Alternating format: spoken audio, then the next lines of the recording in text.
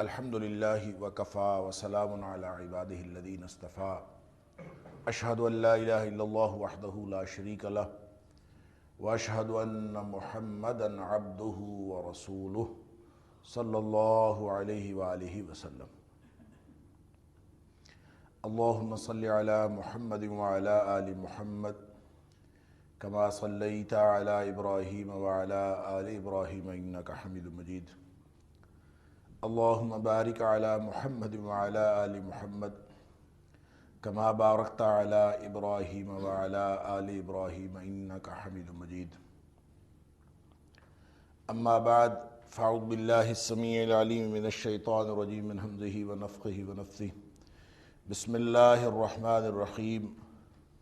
قالوا ادع لنا ربک یبین لنا ما ہی قال إنه يقول إنها بقرة لا فارض ولا بكر عوان بين ذلك فافعلوا ما تؤمرون۔ انہوں نے کہا کہ اے موسیٰ علیہ السلام، آپ اپنے رب سے دعا کیجئے کہ وہ ہمارے لیے کھول کے بیان کرے کہ وہ گائے کیسی ہے۔ حضرت موسیٰ علیہ السلام نے فرمایا کہ اللہ تعالیٰ فرماتا ہے کہ وہ ایک درمیانی عمر کی گائے ہے، نہ تو وہ بوڑھی ہے اور نہ ہی بالکل بچھیا ہے۔ فَفْعَلُوا مَا تُؤْمَرُونَ، اب جو حکم دیا گیا ہے تم اس کی طرف توجہ کرو اور وہ کر ڈالو جس بات کا حکم دیا گیا ہے۔ گزشتہ سیشن میں ہماری گفتگو ہوئی کہ یہ ایک واقعہ ہوا تھا، اور یہاں پہ اللہ کریم اس واقعے کو بنی اسرائیل کی ہٹ دھرمی اور نافرمانی کے واقعات میں سے ایک واقعے کے طور پر بیان فرما رہے ہیں کہ بنیادی طور پر تو ایک قتل ہو گیا تھا اور ایک عام سا واقعہ تھا، لیکن اس میں بھی انہوں نے اس قدر ہٹ دھرمی کا مظاہرہ کیا، جو ان کے کردار کی خرابیاں بیان ہو رہی ہیں اس میں بہت ہی اہمیت ہے اس واقعے کی، اس لیے اللہ کریم نے اس کو یہاں پہ بیان فرمایا ہے کہ بھتیجے نے اپنے چچا کو یا چچا کے بیٹے کو، دونوں میں سے کوئی بھی امکان ہو سکتا ہے، بیشتر مفسرین کا خیال یہ ہے کہ اپنے چچا کو مال کی خاطر اس کو قتل کر دیا تاکہ جلدی مال اس کے ہاتھ میں آ جائے، اور قتل کرنے کے بعد قریبی گاؤں کے گیٹ پر اس کی لاش پھینک دی۔ اب معاملہ مشتبہ ہو گیا، ان پر اس نے دعویٰ بھی کر دیا، جھگڑا پڑ گیا۔ اس جھگڑے کے فیصلے کے لیے حضرت موسیٰ علیہ السلام نے حکم دے دیا کہ ایک گائے ذبح کرو، اور ان لوگوں کو یوں لگا جیسے حضرت موسیٰ علیہ السلام مذاق کر رہے ہیں، قتل کا گائے ذبح کرنے کے ساتھ کیا تعلق ہو سکتا ہے۔ تو موسیٰ علیہ السلام نے فرمایا کہ میں اللہ کی پناہ مانگتا ہوں کہ میں جاہلوں میں سے ہو جاؤں۔ کیا مطلب؟ کہ کوئی سنجیدہ معاملہ ہو اور اس میں مذاق اڑانا، سنجیدہ معاملہ بھی شریعت کا معاملہ ہو تو اس سے بڑی بات اور کیا ہو سکتی ہے، تو یہ تو جاہلوں کا کام ہے اس میں مذاق کی بات کرنا۔ اب گائے ذبح کرو یہ حکم ہوا، اگر وہ کر دیتے تو کوئی بھی گائے پکڑ کر ذبح کر دیتے تو ہو جاتی۔ علامہ ابن کثیر نے ایک روایت نقل کی ہے اور نبی پاک صلی اللہ علیہ وآلہ وسلم کی طرف اس کو منسوب کیا ہے کہ آپ نے بھی فرمایا کہ اگر وہ لوگ اللہ کی دی ہوئی اس آسانی سے فائدہ اٹھاتے تو کوئی سی بھی گائے پکڑ کر ذبح کر دیتے تو یہ ہو جاتی، لیکن انہوں نے سوالات شروع کر دی، اور جب سوالات شروع کیے تو ان کے سوالات کی وجہ سے معاملہ سخت سے سخت تر ہوتا چلا گیا، اور وہ اتنی سختی میں پھنس گئے کہ ہو سکتا ہے کہ وہ کبھی اس سختی سے باہر نہ نکلتے، لیکن انہوں نے انشاءاللہ کہہ دیا، جس کا ذکر اللہ تعالیٰ نے اگلی آیات میں فرمایا ہے، اِنَّا انشاءاللہ لَمُہْتَدُونَ، کہ ہمیں کوئی نہ کوئی راستہ مل جائے گا۔ جب انہوں نے اللہ کا نام لیا تو اللہ تعالیٰ نے انشاءاللہ کی برکت سے ان کو راستہ دے دیا، باوجود اس بات کے کہ وہ اپنے ہی سوالات کی وجہ سے مشکل میں پھنس گئے تھے، اللہ تعالیٰ نے اس مشکل سے باہر صورت ان کو نکال دیا۔ اسی واقعے کے بارے میں بات ہو رہی ہے اور ان کے سوالات کے حوالے سے اللہ کریم نے 2-4 سوالات بطور نمونہ یہاں پہ ذکر کیے ہیں، جس سے ان کی فطرت جو ہے وہ ظاہر ہوتی ہے، اور اس فطرت کا ان کی ہلاکت کے اندر خاص تعلق ہے۔ اللہ کے رسول صلی اللہ علیہ وآلہ وسلم نے فرمایا کہ تم ان لوگوں کی طرح نہ ہو جانا کہ جن لوگوں کو اللہ نے تباہ کر دیا، یعنی تم سے پہلے لوگ جو تباہ و برباد ہوئے ہیں، اس میں ایک وجہ یہ تھی کثرت سوالہم وَإِخْتِلَافُهُمْ عَلَىٰ أَنْبِيَائِهِمْ، یعنی سب سے بڑی بات جس نے ان کو ہلاکت میں مبتلا کیا، حضرت ابو ہریرہ رضی اللہ تعالیٰ عنہ کی روایت ہے مسند احمد کے اندر، نبی پاک صلی اللہ علیہ وآلہ وسلم نے فرمایا دیکھو شریعت کے احکام کو مذاق نہ سمجھا کرو، ذرونی ما ترکتکم، جو بات میں چھوڑ دیتا ہوں تمہیں اس میں سے مین میخ نکالنے کی کیا ضرورت ہے۔ مطلقاً جس بات کا حکم دیا ہے، دیکھیں شریعت کے اندر ہم نے بھی بڑے سوال و جواب شروع کر رکھے، نکتہ آفرینیہ شروع کر رکھی، اور یہ نکتہ آفرینیہ نبی پاک صلی اللہ علیہ وسلم نے خاص اس کانٹیکسٹ میں، یعنی یہ جو ذبح بقر کا واقعہ ہے اور اس طرح کے جتنے بھی واقعات ہیں جن میں بنی اسرائیل نے اپنے اس سوال کرنے کی اور اختلاف کرنے کی فطرت کی وجہ سے ہلاکت اور بربادی کا منہ دیکھا، اس کا ذکر نبی کریم صلی اللہ علیہ وسلم نے فرمایا۔ آپ نے فرمایا کہ ذرونی ما ترکتکم، جس بات میں تمہیں چھوڑ دیتا ہوں اور مطلقاً کوئی حکم دے دیتا ہوں تم بھی اس پر عمل کرو۔ یعنی اس میں ہمارے لیے بھی یہ درس ہے اور یہ سبق ہے کہ جو اجمالی حکم قرآن نے دیا ہو یا جو اجمالی حکم نبی پاک صلی اللہ علیہ وسلم نے دیا ہو، اور اس میں اس کی اس طرح کی تفصیلات میں پڑھنا، اور بعض اوقات پھر ایسی روایات بھی مل جاتی ہیں اور ان تفصیلات کی وجہ سے آپس میں اختلاف کرنا، یہ ہلاکت اور بربادی کا رستہ ہے۔ یہ جب نماز کی جو صفات ہیں اس کے بارے میں، نماز کی صفات کی پھر آگے تفصیلات ہیں اس کے بارے میں،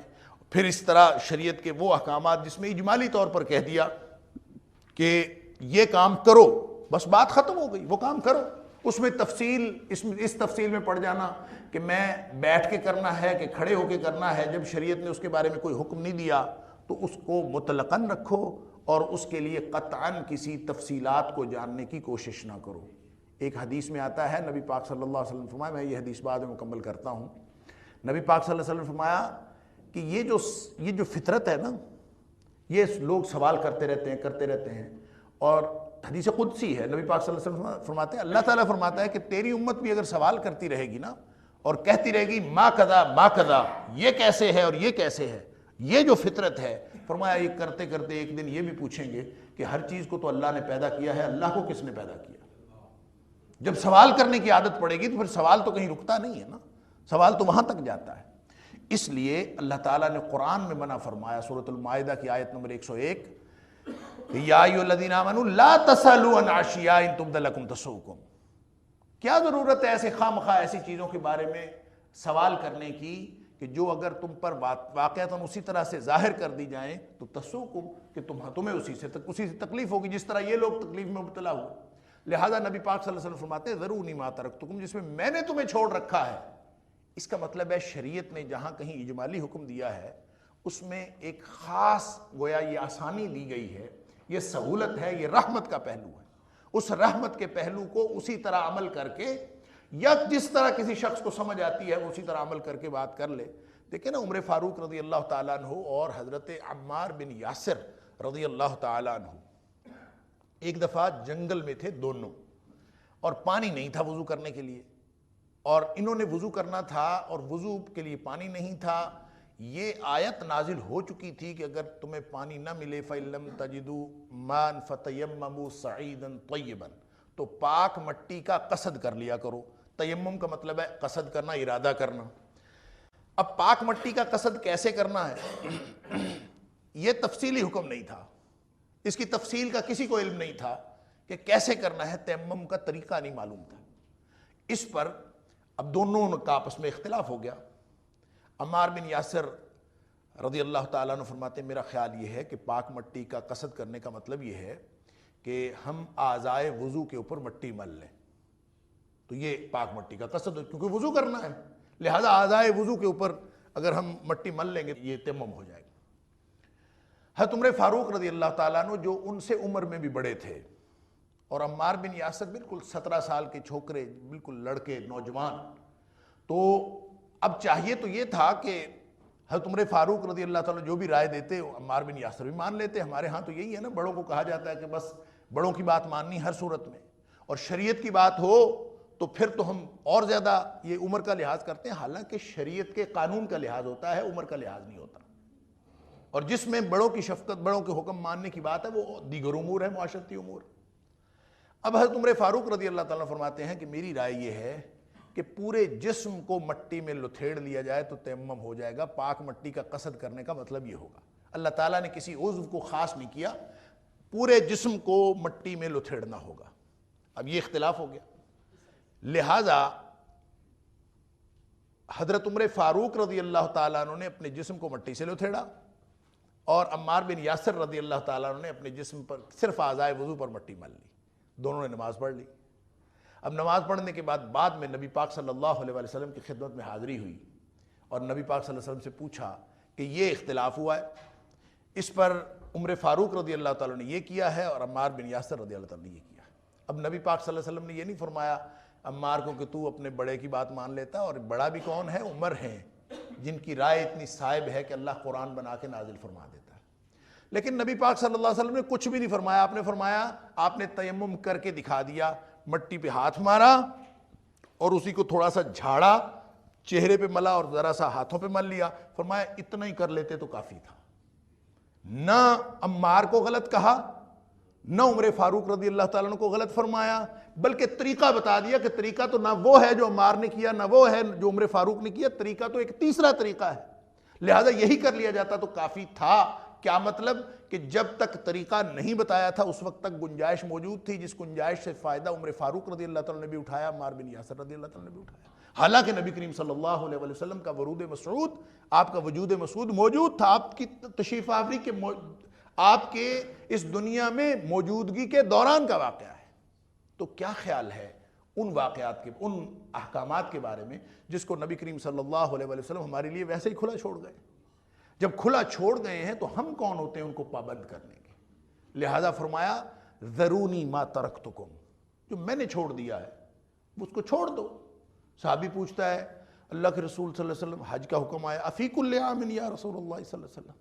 کیا ہر سال ہی حج کرنا ہے؟ اب نبی پاک صلی اللہ علیہ وسلم نے تو یہ نہیں فرمایا کہ ہر سال کرنا ہے، آپ نے تو مقید نہیں کیا۔ اب وہ خواہ سوال بار بار پوچھ رہا ہے، کیا ہر سال ہی؟ کیا ہر سال ہی؟ 3 دفعہ پوچھا، نبی پاک صلی اللہ علیہ وسلم خاموش رہے، اور آپ صلی اللہ علیہ وسلم نے فرمایا بعد میں کہ لو قلت نعم، 3 دفعہ جو سوال کیا ہے، اگر میں ہاں کہہ دیتا نا لوجبت، تو حج ہر سال ہی فرض ہو جاتا۔ اب اندازہ فرمائیے سوال کی وجہ سے ہو جاتا، تو ایک دوسری حدیث میں نبی پاک صلی اللہ علیہ وسلم نے فرمایا کہ جو سب سے بڑا ان اعظم المسلمین جرمن، جرم کے اعتبار سے مسلمانوں میں سب سے بڑا مجرم وہ ہے اللہ اکبر، جس کی وجہ سے کوئی حلال چیز حرام ٹھہرا دی جائے۔ اللہ اکبر، فرمایا ان اعظم المسلمین جرمن من سال عن شیء لم یحرم، سب سے بڑا مجرم وہ ہے جس نے اس بات کے بارے میں سوال کیا جو حرام نہیں تھی، یعنی کچھ بھی نہیں تھا، جائز تھا، فحرم من اجل مسألتہ، اس کے سوال کی وجہ سے اگر وہ حرام ہو گئی تو اس سے بڑا مجرم اور کوئی نہیں۔ یہ بخاری شریف کی حدیث ہے۔ اللہ اکبر، حضرت سعد بن ابی وقاص رضی اللہ تعالیٰ عنہ، ان کے بیٹے اپنے والد سے روایت کرتے ہیں، عامر بن سعد بن ابی وقاص۔ تو گزارش کرنے کا مطلب یہ ہے کہ یہ اس واقعے سے جو بے شمار اسباق مل رہے ہیں، اس میں سب سے بڑا درس یہ ہے کہ شریعت کے احکام پر، جس طرح شریعت کے احکام آ گئے ہیں اس پر عمل کرو، اس میں اس کی تفصیلات جاننے کی کوشش کرنا یہ اپنے آپ کو ہلاکت میں ڈالنے کے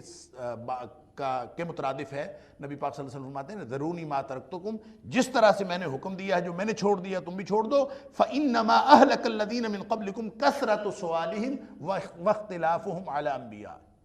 اپنے نبیوں کے بارے میں وہ ان کی باتوں سے اختلاف کرتے رہے اور زیادہ زیادہ سوال کرتے رہے، اس بات نے ان کو تباہی و بربادی کی طرف لے گئے۔ وَلَٰكِن مَا نَهِيتُكُمْ عَنْهُ فَانْتَهُوا، سادہ سی بات ہے، جس بات سے میں نے منع کیا ہے اس سے رک جاؤ۔ وما امرتکم بہ فأتوا منہ ما استطعتم، بڑی اہم بات، اور جو میں نے حکم دیا ہے نا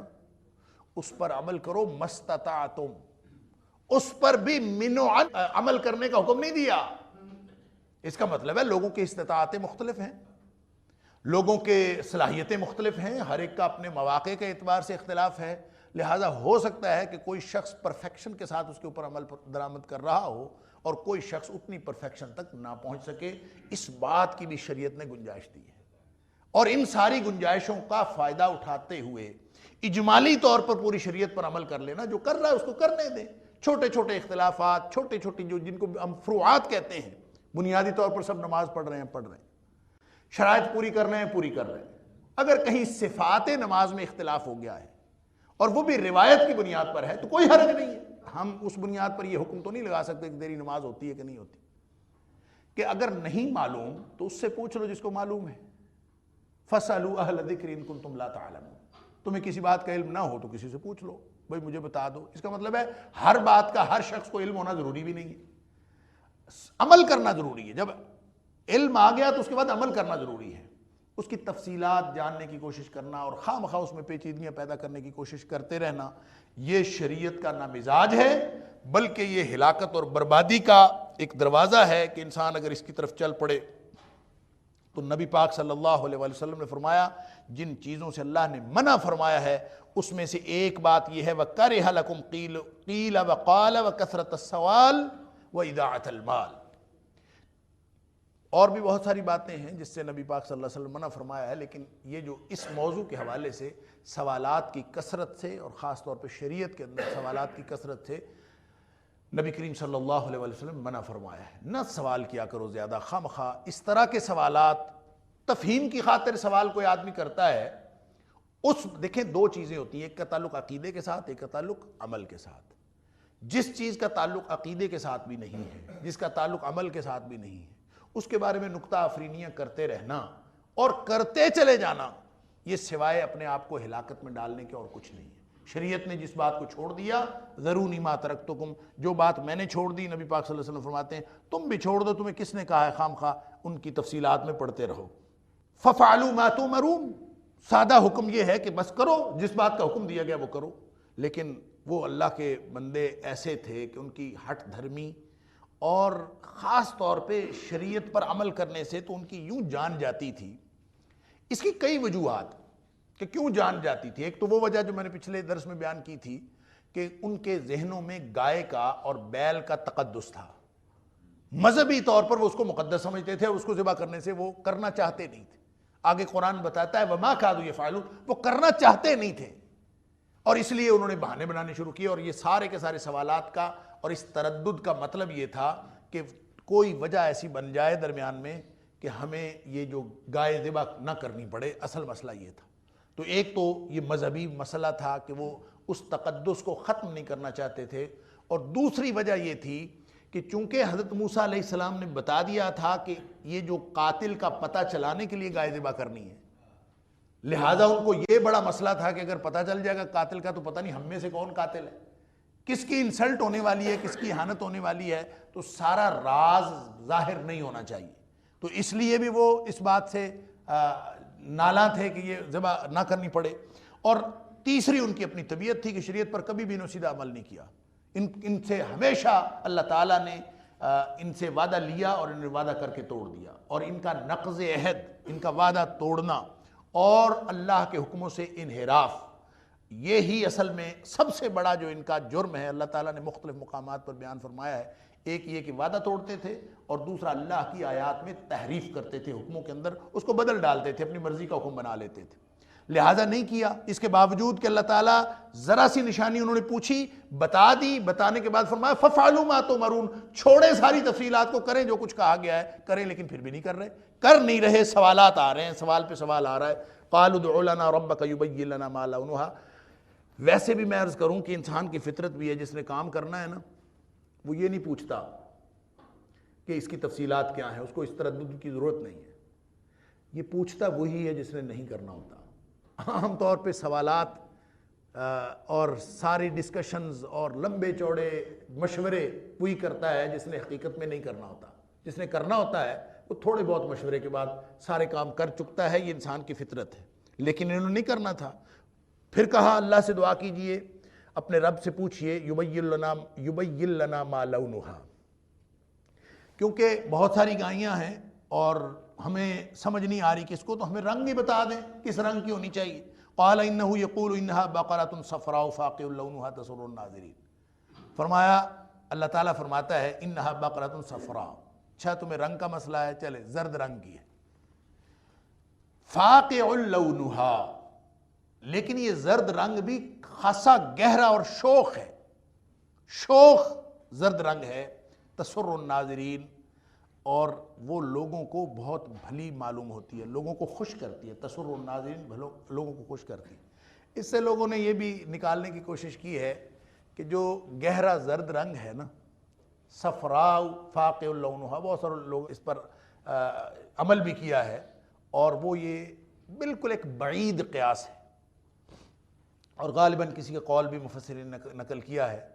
کہ اگر زرد رنگ کا کپڑا پہنا جائے گہرے رنگ کا، یا گہرے زرد رنگ کا جوتا پہنا جائے، ابن عباس سے بھی ایک قول منقول ہے کہ گہرے زرد رنگ کا اگر جوتا پہنا جائے تو اس سے انسان کو خوشی محسوس ہوتی ہے، انسان کے گھر میں خوشیاں آتی ہیں۔ اب اندازہ فرمائیے انہوں نے استدلال اس بات سے کیا ہے، بقرۃ صفراء فاقع لونہا، گہرا زرد رنگ، تسر الناظرین، جو دیکھتے ہیں وہ خوش ہو جاتے ہیں، تو اس سے انہوں نے نکالا ہے کہ جو بھی اس پر عمل کرے گا، چاہے جوتا زرد پہن لے چاہے کپڑے زرد پہن لے، اس طرح کا رنگ وہ انسان کو خوش کرتا ہے اور خوشی کا باعث بنتا ہے، لہذا اس رنگ کو اپنا لینا چاہیے۔ اب اندازہ فرمائیے کہ بنی اسرائیل نے بھی اسی طرح کی نکتہ آفرینیاں کی تھیں، اور یہ تعویل ہے قرآن میں، جب بالکل ایک خاص واقعے کے بارے میں ایک خاص حکم دیا جا رہا ہے اور اس کے اندر کوئی اس طرح کی بات نہیں ہے، ہو سکتا ہے یہ استدلال کیا جا سکتا ہو، واللہ اعلم، لیکن اس کا ہمارے عمل کے ساتھ کوئی تعلق نہیں ہے، اور اس طرح کی تعویلیں کر کے اس میں سے کوئی نیا حکم نکالنے کی کوشش کرنا، یہی وہ روش ہے جس نے ہلاک اور برباد کیا بنی اسرائیل کو، اور ہمیں منع کیا جا رہا ہے کہ تم نے یہ کام نہیں کرنا۔ رنگ بتا دیا جی، خوش نما ہے، بہت اچھی لگتی ہے اور گہرا رنگ ہے۔ قالوا ادع لنا ربک یبین لنا ما ہی ان البقرۃ تشابہ علینا، زرد رنگ کی گائیں بھی بہت ساری ہیں، اب کیا کریں، بہت ساری گائیں ہیں اور معاملہ مشتبہ ہو گیا ہے، ہم تو ایک مسئلے میں الجھ گئے ہیں، کون سی گائے ذبح کریں؟ اللہ اکبر، پھر پوچھو اپنے رب سے، کھول کے بتائے کون سی، زرد رنگ کی بھی بہت ساری ہیں۔ وَإِنَّا إِن شَاءَ اللَّهُ لَمُهْتَدُونَ، اب انہوں نے انشاءاللہ کہا ہے کہ ہم چاہتے تو ہیں کہ ہم کوئی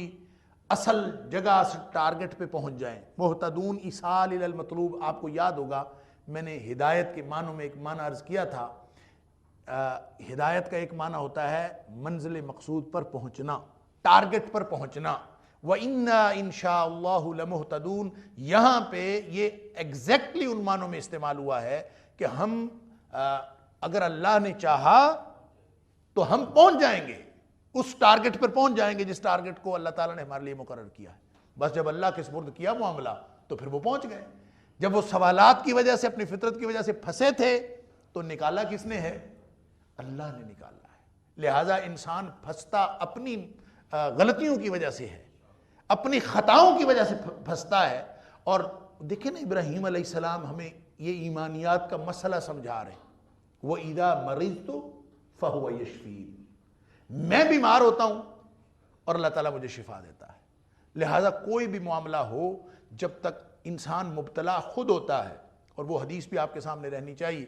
جو اکثر میں سناتا ہوں کہ نبی کریم صلی اللہ علیہ وسلم نے فرمایا کہ جب تمہارا کردار یہ ہو جائے گا کہ تم اپنے اپنے کاروباروں میں الجھے ہوئے ہو، اپنے اپنے ذمہ داری میں، کاشتکاری میں، اور بڑے خوش اسی میں پھنسے ہوئے ہو، اللہ کا دین تمہاری ترجیح نہیں رہا، تو فرمایا اس صورت میں سلط اللہ علیکم ذلًا، اللہ تعالیٰ تمہارے اوپر ذلت و رسوائی مسلط کر دے۔ اب ہوئی تو ہے اپنے کردار کی وجہ سے، واپس کیسے جائے گی؟ واپس اللہ نے کرنی ہے۔ لا ينزعه حتى ترجعوا الى دینکم، وہ اس وقت تک واپس نہیں کرے گا جب تک کہ تم اپنے دین کی طرف واپس نہیں آؤ گے۔ تم دین کی طرف واپس آ جاؤ، اللہ تمہاری ذلت و رسوائی ختم کر دے گا، سادہ سا اصول ہے۔ لہٰذا یہاں پہ جب انہوں نے اس الجھن کو اور اس مصیبت کو اور اس سختی کو اب خود اپنے اوپر لاگو کیا تھا سوالات کی کثرت کی وجہ سے، لیکن اب جب اللہ کا نام آ گیا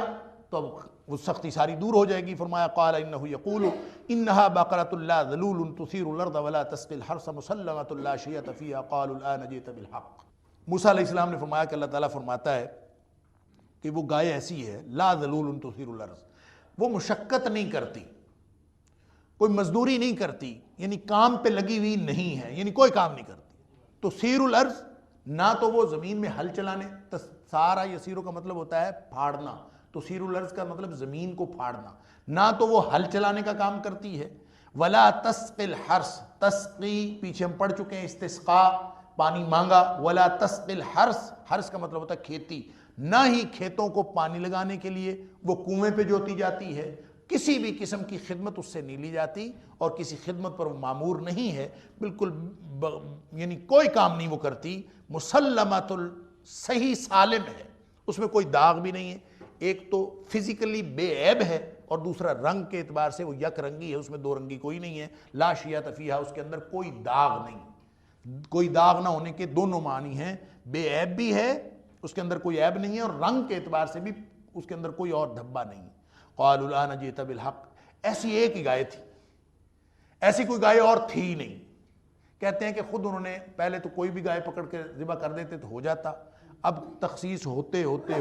ایک گائے رہ گئی، اور وہی گائے ملی۔ اس کے بارے میں بہت ساری اسرائیلی روایات ہیں، میں نے گزشتہ درس میں بھی عرض کیا تھا کہ خاص طور پر تفسیر خازن کے اندر بہت ساری تفصیلی ایسی اسرائیلی روایات بیان کی گئی ہیں کہ جس سے یہ کہانی بھی پوری ہوتی ہے کہ کہانی کیا تھی، اور ساتھ ہی ساتھ اس گائے کا تذکرہ بھی موجود ہے کہ وہ گائے کہاں سے آئی تھی۔ اس کے بارے میں دو قسم کی بیک گراؤنڈ بیان کی جاتی ہے۔ حقیقت میں تو یہ اسرائیلی روایات ہیں، کوئی ضروری نہیں ہے کہ وہ ساری درست ہوں، ان کے درست ہونے اور غلط ہونے کے ایک جتنے امکانات ہوتے، کوئی مستند بات نہیں ہوتی، لیکن کہا یہ جاتا ہے کہ وہ گائے جس بھی شخص، ایک بات مشترک ہے دونوں کہانیوں میں ایک بات مشترک ہے، اور مشترک بات یہ ہے کہ وہ لڑکا جس کی وہ گائے تھی، وہ لڑکا ماں باپ کا بڑا فرما بردار تھا، اور ماں باپ کی فرما برداری کی وجہ سے اللہ تعالیٰ نے اس کو یہ صلہ دیا کہ اس کے پاس ایک ہی گائے تھی، اور سب لوگ جو تھے وہ اس کو کہتے تھے گائے دے دو، وہ کہتا تھا میں نے نہیں دینی، اور پھر اس کو منہ مانگی قیمت جو اس نے مانگی اس کو قیمت لگاتے رہے، اور وہ انکار کرتا رہا، بالآخر اس گائے کے وزن کے برابر سونا اس کو دیا گیا، اور طے یہ ہوا کہ جب گائے کی کھال اتاری جائے گی تو اس کھال کے اندر سونا بھرا جائے گا، اور جتنا سونا اس کے اندر آ گیا یہ اس کی قیمت ہوگی۔ جب یہ طے ہوا تو پھر اس نے دیا، اور یہ اس کو صلہ دیا اللہ تعالیٰ نے ماں باپ کی فرما برداری کا۔ ایک تو ماں کی فرما برداری کا ذکر ہے، ایک میں باپ کی فرما برداری کا ذکر ہے کہ باپ سویا ہوا تھا اور بیٹا دکان پہ بیٹھا تھا، اور وہ جس یعنی باکس کے اندر پیسے پڑے ہوئے تھے وہ والد نے اپنا تکیہ بنایا ہوا تھا، اور کوئی گاہک آ گیا اور اس نے کوئی ہیرا تھا اس کے پاس، اور اس نے ہیرا اس سے خریدنا تھا، 70,000 میں بات طے ہوئی، لمبی کہانی ہے، اور اس نے کہا کہ میرے والد صاحب سوئے ہوئے ہیں، جب یہ اٹھیں گے تو تب میں ادا کروں۔ تو وہ ہیرے کے مالک نے کہا کہ مجھے جلدی ہے، تم ابھی مجھے دے دو، 10,000 کم دے دو، ابھی دے دو تو میں لے کے چلا جاؤں۔ اس نے کہا نہیں، میرے والد صاحب سوئے ہوئے ہیں، میں اپنے والد صاحب کو ڈسٹرب نہیں کرنا چاہتا، اور جب وہ اٹھیں گے تب دوں گا، بے شک 10,000 زیادہ لے لینا۔ تو اس نے 60,000 کیے، اس نے 80,000 کر دیے۔ پھر وہ کہتا ہے کہ نہیں میں تمہیں 10,000 اور کم دے دیتا ہوں، لیکن پیسے ابھی دے دو۔ اس نے کہا جب والد صاحب اٹھیں گے پھر دوں گا، اس سے پہلے نہیں دوں گا، چاہے مجھ سے 90,000 لے لینا۔ کہتے ہیں اس نے 1,00,000 بھی آفر کر دی، حالانکہ 70,000 طے ہوئی تھی، اور وہ 30,000 تک چلا گیا، لیکن اس نے اپنے والد صاحب کو نہیں جگایا، اس لیے کہ والد کے آرام میں وہ کوئی خلل نہ ڈالے۔ واللہ عالم یہ بات درست ہو، لیکن شریعت نے جو والد کا احترام رکھا ہے اس کے مطابق ہے۔ اسی طرح ایک دوسرا واقعہ یہ بیان کیا جاتا ہے کہ وہ لڑکا جو تھا وہ اس کے والد ابھی بچہ تھا تو اس کے والد نے کوئی بچیا خریدی تھی، اور وہ والد اللہ کے سپرد کر کے اس کو چلا گیا۔ وہ بچیا جنگل میں پھرتی رہی، بچہ بڑا ہوا، پھر لوگ اس کو پکڑنے کے لیے جاتے تھے اس گائے کو، وہ گائے کسی کے ہاتھ ہی نہیں آتی تھی، قابو ہی نہیں آتی تھی، بہت شاندار وہ گائے تھی۔ بہرحال وہ اپنی والدہ کا بڑا فرما بردار تھا، جو اس کی والدہ اس کو کہتی وہی کرتا۔ پھر بالآخر ایک دن اس کی والدہ نے اس کو کہا کہ تم جاؤ جا کے جنگل میں، تو اس نے وہ جنگل میں جا کے وہ گائے دیکھی۔ جب اس نے گائے کو بلایا تو گائے دوڑ کے اس کے پاس آ گئی، جو کسی کے پاس نہیں آتی تھی وہ اس کے پاس آ گئی، اور بلکہ اس میں تفصیلات یہ بھی ہیں کہ گائے نے اس کو اپنے اوپر سوار کروایا اور پھر لے آئے۔ بہرحال یہ وہ گائے تھی جو والدین کی فرمانبرداری کی وجہ سے اس بچے کے پاس اللہ تعالیٰ نے اتنی قیمت اس کو دلوائی کہ وہ نادار بچہ تھا اور اس کے پاس اللہ تعالیٰ نے اس کو مال و دولت کی فراوانی کر دی۔ یہ ایک خاص پہلو ان دونوں واقعات کے اندر بیان کیا گیا۔ دوسرا مسئلہ یہ ہے کہ وہ جو تقدس تھا گائے کا، اس میں جو سب سے بہترین گائے جو اصل میں وہ پوجا کے لیے مخصوص کرتے تھے وہ اسی رنگ کی ہوتی تھی۔ لہٰذا اگر عام گائے، اس میں اللہ تعالیٰ کی حکمت یہ نظر آئی کہ اگر عام گائے وہ پکڑ کر ذبح کر دیتے تو پھر بھی ان کے ذہن سے یہ تقدس ختم نہ ہوتا۔ وہ یہ کہتے کہ عام گائے تو نہیں، ہم تو جس گائے کو پوجتے ہیں وہ خدا ہے، لہٰذا اس کے اندر جو الوہیت کے اور یہ شرک کے جتنے جراثیم تھے ان کو ختم کرنا مقصود تھا۔ بالآخر وہ اس گائے پر پہنچ گئے۔ قالوا الآن جئت بالحق، اور پھر اس نے کہا کہ اے موسیٰ علیہ السلام اب آپ نے جو بات کی ہے یہ بات بہت بالکل درست ہے، اب ہم سمجھ گئے ہیں۔ فذبحوها، بالآخر انہوں نے ذبح کر دیا۔ وما کادوا یفعلون، اللہ تعالیٰ فرماتا کرنا نہیں چاہتے تھے، ذبح کرنا چاہتے نہیں تھے، بالآخر ان کو کرنا پڑا۔ اپنے سوالات میں خود ہی پھنس گئے اور پھر بھی اس انتہا کو پہنچے، لیکن انشاءاللہ کہا تو اللہ تعالیٰ نے اس سختی سے نکال دیا اور بالآخر انہوں نے ذبح کیا۔ وَإِذْ قَتَلْتُمْ نَفْسًا فَادَّارَأْتُمْ فِيهَا، یہ تقدیم اور تاخیر ہے کہ جس واقعے کو بیان کیا جا رہا ہے اس کی وجہ یہاں بیان کی جا رہی ہے۔ وَإِذْ قَتَلْتُمْ، اور جب تم نے قتل کر دیا تھا، نفساً ایک جان کو، فَادَّارَأْتُمْ فِيهَا، اس میں تم ایک دوسرے سے اختلاف کرنے لگ گئے تھے۔ فَادَّارَأْتُمْ، پس اختلاف میں پڑ گئے تھے، فیہا، اس میں۔ فَادَّارَأْتُمْ کا مطلب جھگڑا کرنا بھی ہوتا ہے، اپنے آپ سے دور کرنا بھی ہوتا ہے، کسی چیز کو دفع کرنا بھی ہوتا ہے۔ درعن، دال، را اور حمزہ یہ اس کا مادہ ہے، اس کا مطلب کسی چیز کو دفع کرنا، دور کرنا اور اختلاف کرنا اور جھگڑا کرنا، یہ سارے اس کے معنی ہیں۔ فَادَّارَأْتُمْ فِيهَا، پس تم نے اس میں اختلاف کیا، جھگڑا کیا، ایک ظاہر الزام جس پر پڑتا تھا وہ دوسرے پر ڈالتا تھا، تو تمام معنوں کے اعتبار سے یہ درست ہے کہ آپس میں تمہارا جھگڑا ہو گیا۔ لیکن واللہ مخرج ما کنتم تکتمون، لیکن اللہ تعالیٰ اس کو نکالنے والا تھا۔ واللہ، اور اللہ تعالیٰ، مخرج، نکالنے والا تھا، یعنی ظاہر کرنے والا تھا۔ اخرج یخرج کا مطلب ہوتا ہے نکالنا، خرج یخرج کا مطلب ہوتا ہے نکلنا، مخرج کا مطلب ہے نکالنے والا۔ ما کنتم، جو تم تھے، تکتمون، چھپانے والے۔ اب دیکھیں اللہ تعالیٰ تو ستار العیوب ہے، وہ تو ہر بات کو چھپاتا ہے، خاص طور پر لوگوں کے عیوب اللہ تعالیٰ چھپاتا ہے، اور اللہ تعالیٰ نے حکم بھی یہی دیا ہے کہ تم بھی لوگوں کے عیب چھپایا کرو۔ لیکن بعض باتیں ایسی ہوتی ہیں جو اجتماعی مصلحت کی ہوتی ہیں اور جس کے اندر بہت سارے شریعت کے احکام پوشیدہ ہوتے ہیں، یا پھر معاشرے کو مفاسد سے بچانا مقصود ہوتا ہے، تو ایسی باتوں کو اللہ تعالیٰ چھپاتا نہیں ہے بلکہ ان کو ظاہر کرتا ہے۔ لوگ اس کو ختم کرنا چاہتے ہیں، چھپانا چاہتے ہیں، اور ایسی کوئی بھی بات ہو تو ابن کثیر نے ایک روایت نقل کی ہے کہ اگر تم پتھر میں گھس کر بھی کوئی ایسا کام کرو گے جو معاشرے کی مصلحت کے لیے اس کو ظاہر کرنا ضروری ہوگا، اللہ تعالیٰ اس کو ہر صورت میں ظاہر کر دے گا، چاہے وہ نیکی ہو اور چاہے وہ برائی ہو۔ اس کا مطلب اس کا تعلق نیکی یا برائی کے ساتھ نہیں ہے، نیکی ہو تو بھی اللہ تعالیٰ ظاہر کر دیتا ہے۔ انسان چھپ کے کرتا ہے، کہیں اکیلا بیٹھ کے وہ اپنے اللہ کے ساتھ رابطہ قائم کرتا ہے، لیکن اس رابطے کو اللہ تعالیٰ عوام الناس کے اوپر ظاہر کر دیتا ہے، حالانکہ کسی کے علم میں نہیں ہوتا کہ اس نے وہ کیا ہے۔ اگر اس کی مصلحت ہوتی ہے اور معاشرے کا کوئی مفاد اس کے اندر پوشیدہ ہوتا ہے تو اللہ تعالیٰ ظاہر کر دیتا ہے، جس کا ذکر اس حدیث میں آتا ہے جس نبی پاک صلی اللہ علیہ وسلم نے فرمایا کہ اللہ تعالیٰ پر جس شخص سے محبت کرنا شروع کرتا ہے نا تو اللہ تعالیٰ جبریل کو بلاتے ہیں علیہ السلام کو کہ جبریل ادھر آؤ، میں فلاں شخص سے محبت کرتا ہوں، تم بھی محبت کرو۔ اور جبریل علیہ السلام اس سے محبت کرنا شروع کر دیتے ہیں اور جا کے فرشتوں میں اعلان کرتے ہیں کہ فرشتوں، اللہ تعالیٰ فلاں شخص سے محبت کرتا ہے، تم بھی محبت کرو۔ اب فرشتے بھی اس سے محبت کرنا شروع کر دیتے ہیں، پھر ملائے اعلیٰ سے ملائے اسفل تک بات آتی ہے، جو ادنیٰ درجے کے فرشتے ہیں، اور ان تک بھی بات آتی ہے، پورے آسمان میں ہلچل مچ جاتی ہے کہ اللہ تعالیٰ فلاں شخص سے محبت کرتے ہیں۔ اب دیکھیں، بات تو بالکل تنہائی کی تھی، بات تو بالکل چھپا کے کی تھی، اللہ کے ساتھ ایک خاص تعلق ایک بندے کا بنا تھا، لیکن اللہ اس کو ظاہر کر دیتا ہے۔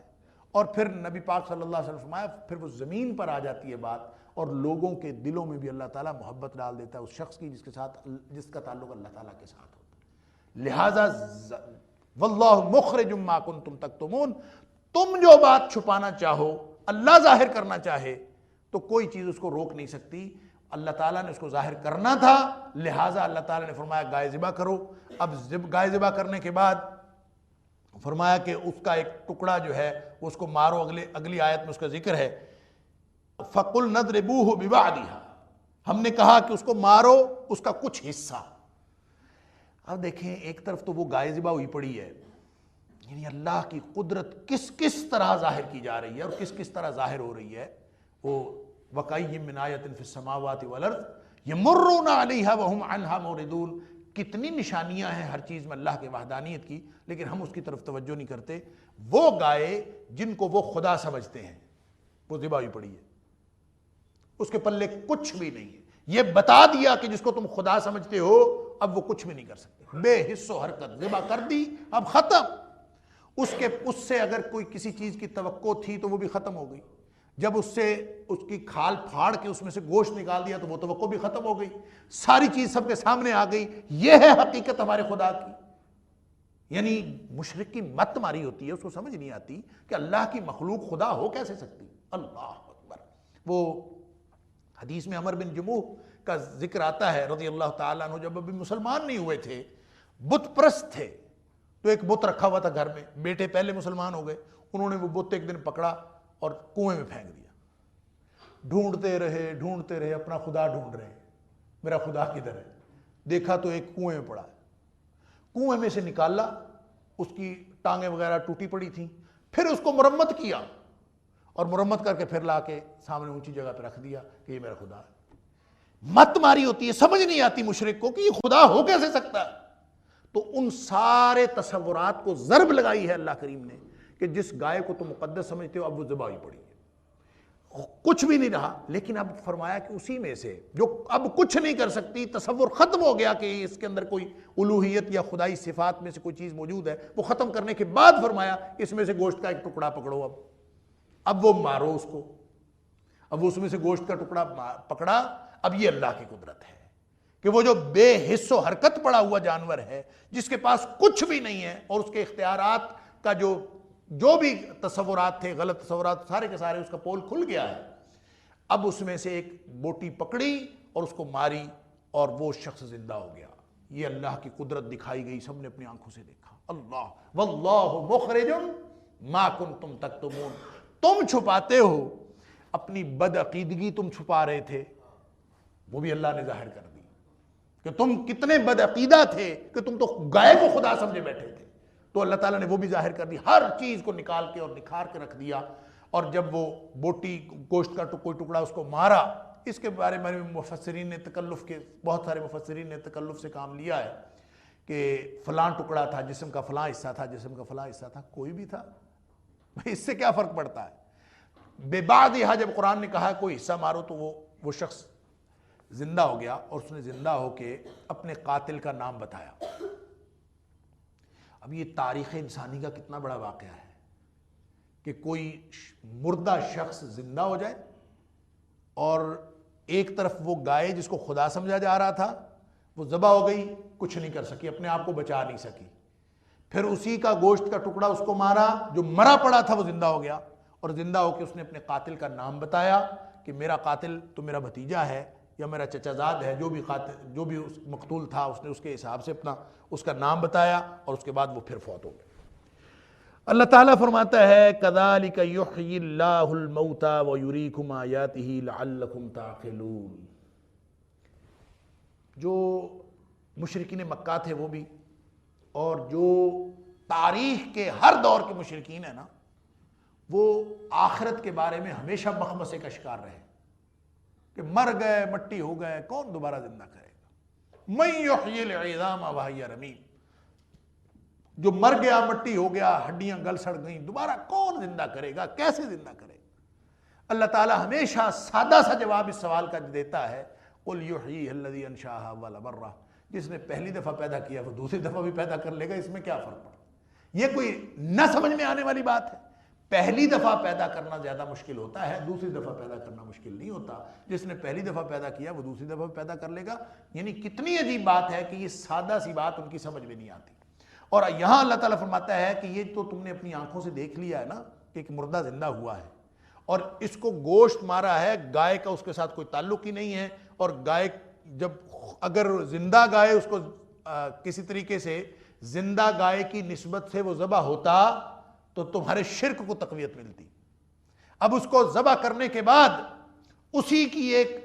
ٹکڑے کو، اسی کی ایک بوٹی کو وہاں مار کے زندہ کیا ہے اللہ کی قدرت کے اظہار کے لیے، اور یہ بتانے کے لیے کذالک یحیی اللہ الموتیٰ، اس طرح اللہ تعالیٰ مردوں کو زندہ کرے گا، اور وَیُرِیکُمْ آیاتہ، اور اللہ نے اپنی اتنی ساری نشانیاں تمہیں دکھا دی۔ یعنی کہاں سے بات شروع ہوئی تھی کہاں پہنچی، اتنی ساری نشانیاں پہنچی آج تمہیں دکھائی گئیں، لعلکم تعقلون، تاکہ تم کچھ تو سمجھو بات کو، بات سمجھ جاؤ، تم عقل کرو۔ لیکن جن کی، وہ میں نے عرض کیا کہ جن کی مت ماری ہوتی ہے، اللہ تعالیٰ الا ما رحم ربی، اللہ تعالیٰ رحمت کرے تو پھر ہی سمجھ آتی ہے، وگرنہ جھوٹ سامنے ہوتا ہے انسان کو سمجھ نہیں آتی، اور ہر چیز واضح ہو رہی ہوتی ہے پھر بھی انسان کو سمجھ نہیں آتی۔ وَيُرِيكُمْ آيَاتِهِ لَعَلَّكُمْ تَعْقِلُونَ، نشانیاں تو اللہ تعالیٰ دکھاتا ہے، لیکن بندے اگر نہ سمجھے، اب جس طرح بنی اسرائیل نے کیا،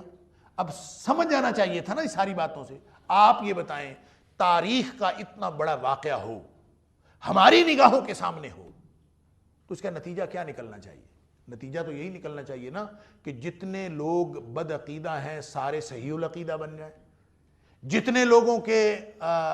دل و دماغ میں شکوک و شبہات ہیں وہ سارے کے سارے ختم ہو جائیں۔ چاہیے تو یہ نا، لیکن ایسا نہیں ہوتا۔ ہم دیکھتے ہیں کہ سامنے ہمارے اللہ تعالیٰ حقیقتیں کھول کے رکھتا ہے، لیکن لوگ سارے کے سارے صحیح العقیدہ نہیں ہوتے۔ کیوں؟ اللہ تعالیٰ نے اس کی وجہ بیان فرمائی ہے، ثم قست قلوبکم من بعد ذلک، دل ہی پتھر ہو جائیں تو کیا بنتا ہے؟ ثم، پھر، قست قلوبکم، تمہارے دل جو تھے وہ بڑے سخت ہو گئے۔ سخت کتنے ہو گئے؟ یہ جو قسا ہوتا ہے نا، قس قاف سین یا، اللہ اکبر، یہ ایسی حالت کو کہتے ہیں کہ جو کسی بھی چیز میں کسی دوسری چیز سے متاثر ہونے کی صلاحیت ہو، اور وہ صلاحیت کسی موقع پر ختم ہو جائے تو اس کو کہتے ہیں کہ وہ ثم قست، قسا ہو گیا اس کو، قسیون یا قسوہ۔ تو سب سے بری سختی پوری دنیا کائنات میں، سب سے بری سختی ہوتی ہے دل کی سختی۔ اللہ اکبر، دل سخت ہو جائے، یعنی دل کے اندر، اس کا مطلب کیا ہے کہ دل کے اندر جو بھی تاثیر ایکسیپٹ کرنے کی، جو اس کے اندر ایکسیپٹیبلٹی تھی، اور جو ریسیپٹیو ہونے کی جو صلاحیت تھی کہ دل قبول کرتا ہے مختلف چیزیں، وہ ساری کی ساری ختم ہو گئی۔ تو اللہ تعالیٰ نے اس حالت کو لفظ قس سے بیان کیا ہے، فرمایا ثم قست قلوبکم من بعد ذالک، اس کے باوجود تمہارے دل ہی سخت ہو گئے، فہی کالحجارہ، پتھر ہو گئے۔ ظاہر ہے دنیا میں ہم اگر کسی سختی کا تصور کر سکتے ہیں تو وہ تو پتھر ہی ہے۔ فرمایا او اشد قسوہ، بلکہ یہ سختی جو تھی پتھروں سے بھی زیادہ تھی۔ اب کچھ لوگوں نے اس پر بڑا، مفسرین نے یہ جو او اشد قسوہ ہے نا، او یا، اس پر مفسرین نے بڑا کلام کیا ہے تفصیل کے ساتھ، اور بڑی فلسفیانہ گفتگو بھی کی۔ میں اس ساری گفتگو سے قطع نظر، یعنی وہ کہتے ہیں او ابہام کے لیے ہوتا ہے، یعنی اگر اللہ تعالیٰ یہ فرما دیتا کہ پتھروں کی سختی ہے تو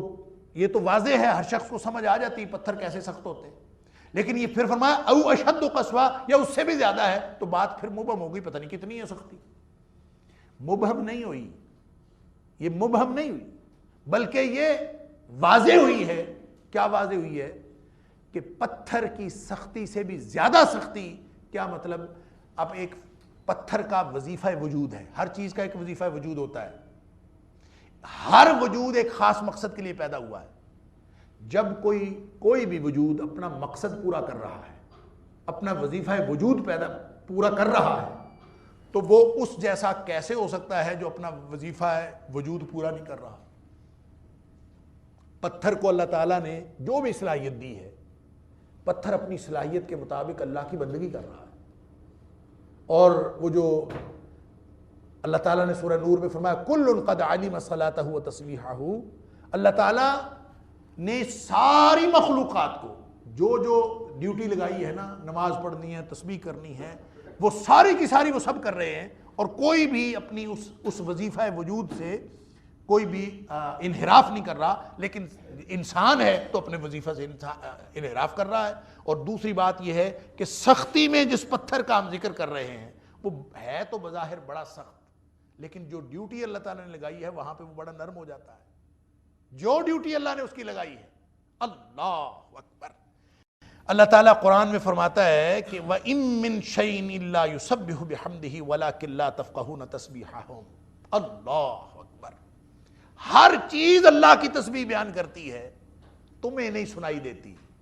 تم نہیں سمجھتے وہ تسبیح کیسے بیان کر رہا ہے۔ تو وہ پتھر جو اللہ کی تسبیح بیان کر رہا ہے، وہ بدبخت بنی اسرائیلیوں جیسا کیسے ہو سکتا ہے کہ جو اللہ کی ہر حکم کی نافرمانی کر رہے ہیں۔ لہذا او کہہ کے بات کو مبہم نہیں فرمایا آپ نے، او کہہ کے بات کو واضح کیا ہے کہ پتھروں کی سختی بھی پیچھے رہ گئی۔ تم تو مثال دیتے ہو نا پتھروں کی سختی کی، پتھر اتنے سخت نہیں ہوتے جتنے سخت ان کے دل ہوئے ہیں، اس لیے کہ پتھروں کے اندر تو اللہ نے بہت ساری نرمیاں رکھی ہیں۔ پانی گزرنا ہو تو پتھر پانی کو گزرنے دیتا ہے، کسی چیز نے اس میں سے اگنا ہو تو پتھر اس کو اگنے دیتا ہے۔ پتھر کی سختی کسی اگنے والی کومپل کو نہیں روکتی،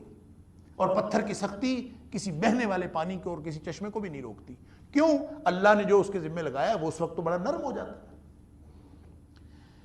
اس کی پھر تفصیل بیان فرمائی ہے وَإِنَّ مِنَ الْحِجَارَةِ لَمَا يَتَفَجَّرُ مِنْهُ الْأَنْهَارُ، اللہ اکبر۔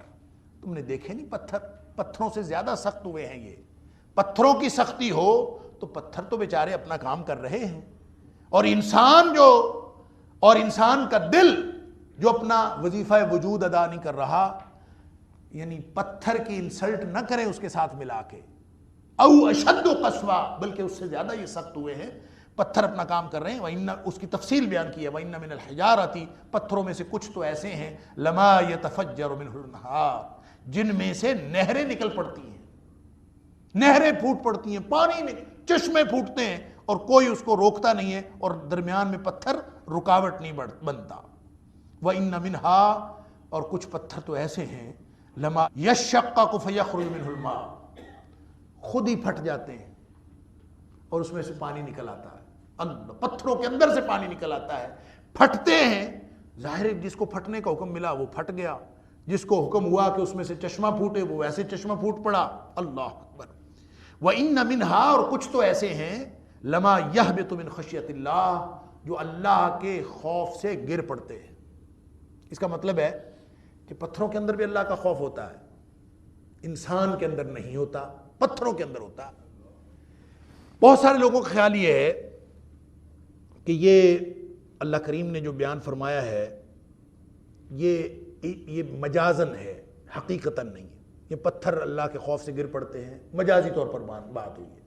حقیقت اس کے یہ حقیقت نہیں ہے کہ وہ اللہ کے خوف سے گر پڑتے ہیں یا اللہ کے خوف سے روتے ہیں۔ لیکن میرے خیال میں یہ بات درست نہیں ہے۔ اگر ہم قرآن کے دیگر مقامات کو دیکھیں اور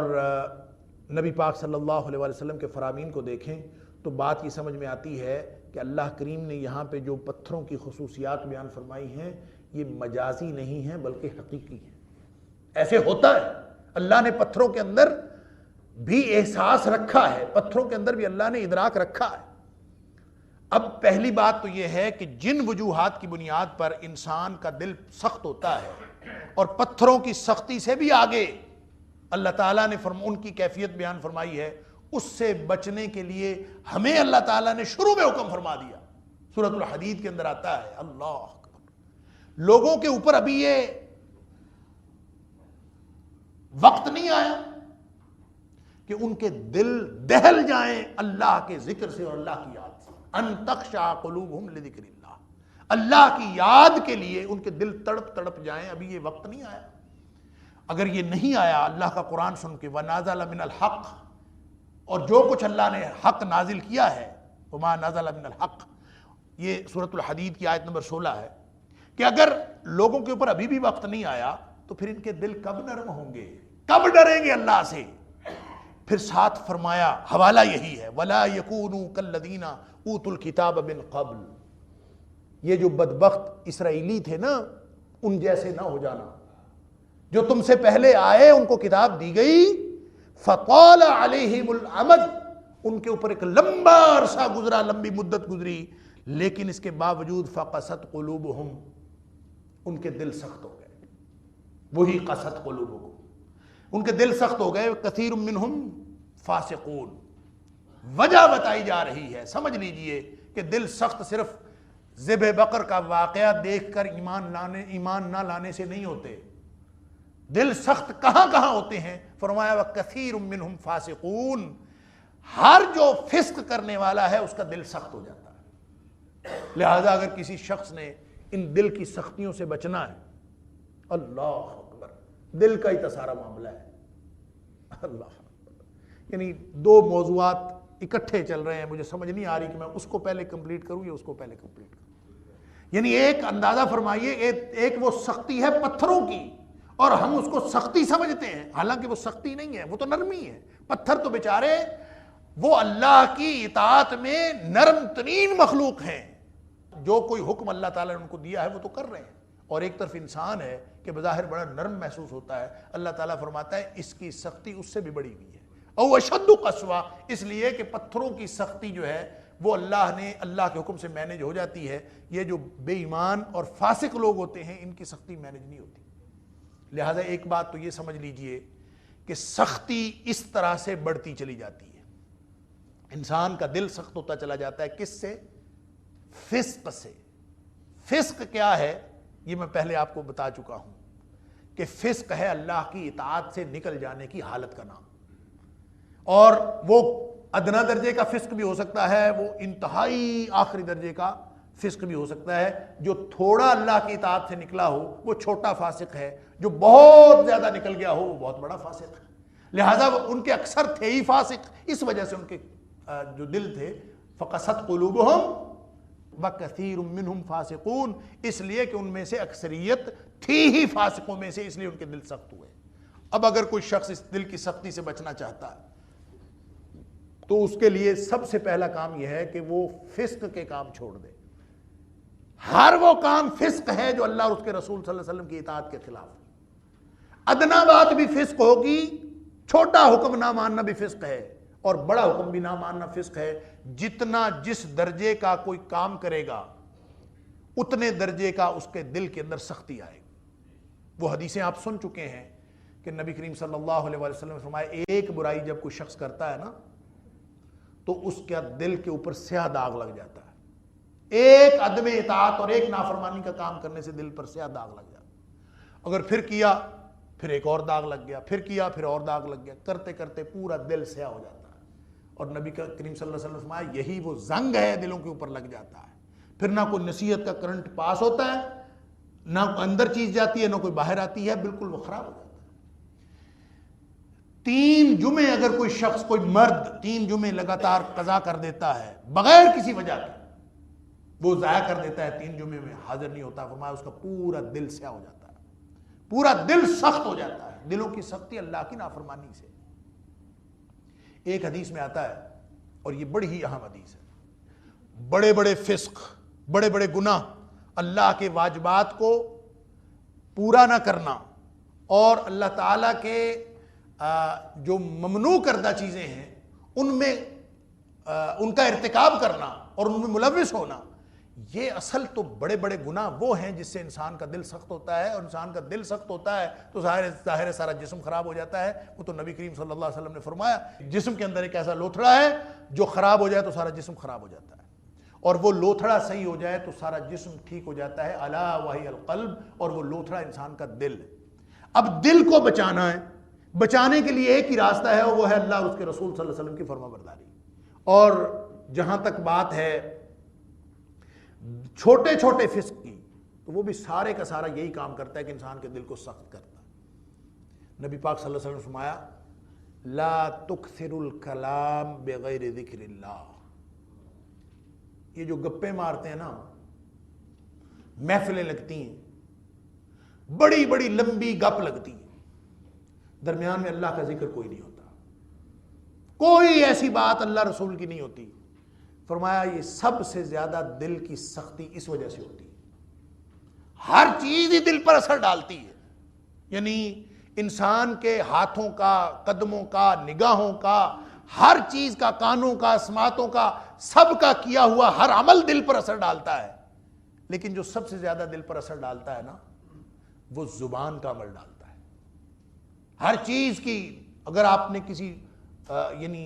نگاہ کا کوئی گناہ کیا، اس کا بھی ڈائریکٹ اثر دل پر ہوتا ہے. آپ نے اپنی زبان کا کوئی گناہ کیا، اس کا بھی دل پر اثر ہوتا ہے. پورے جسم کے اندر جتنا کچھ ہے سب کا اثر دل پر ہوتا ہے، لیکن سب سے زیادہ اثر ہوتا ہے زبان کا. اللہ اکبر. اسی لیے نبی کریم صلی اللہ علیہ وسلم نے فرمایا کہ جب انسان صبح کرتا ہے نا، اذا اصبح ابن آدم ان الاعداء كلها تكفر اللسان.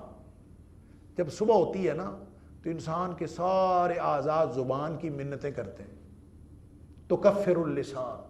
ان الاعداء كلها تکفر اللسان. سارے کے سارے اعضاء زبان کی منتیں کر رہے ہوتے ہیں. اللہ اکبر. کیا کہتے ہیں؟ کہتے ہیں اتق اللہ فینا،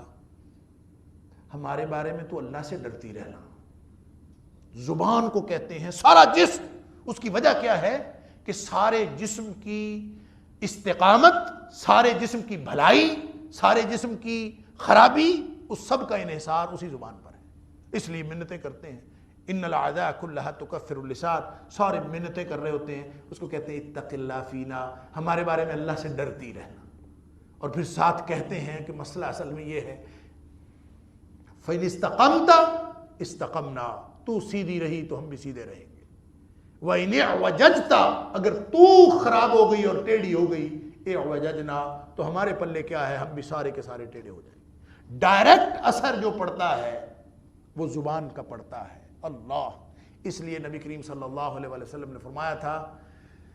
کہ من صامتا نجا، جو چپ وٹ گیا، جو خاموش ہو گیا، جس نے زبان روک لی، وہ نجات پا گیا. اللہ اکبر. لہٰذا اس کثرت کلام جس میں اللہ کا ذکر نہیں ہے، یہ زبان اللہ نے اپنے ذکر کے لیے دی ہے. جو شخص اپنے ذکر کے لیے استعمال نہیں کرتا، اس کو اور چیزوں کے لیے استعمال کرتا ہے، اس کا مطلب ہے وہ اس کا غلط استعمال کر رہا ہے. زبان کا استعمال اللہ کا ذکر ہے، اور جو شخص اللہ کے ذکر کے لیے استعمال نہیں کر سکتا وہ خاموش رہے.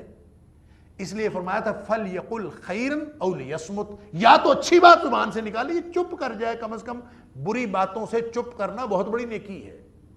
اور بری باتوں سے بہتر ہے کہ انسان چپ رہے، اور چپ سے بہتر ہے کہ انسان اللہ کا ذکر کرے. اللہ اکبر. تو فرمایا لا تکثر الکلام بغیر ذکر اللہ، ایسی گپوں میں نہ پڑا کرو، ایسے کلام کی کثرت نہ کیا کرو بغیر ذکر اللہ، جس میں اللہ کا ذکر نہ ہو.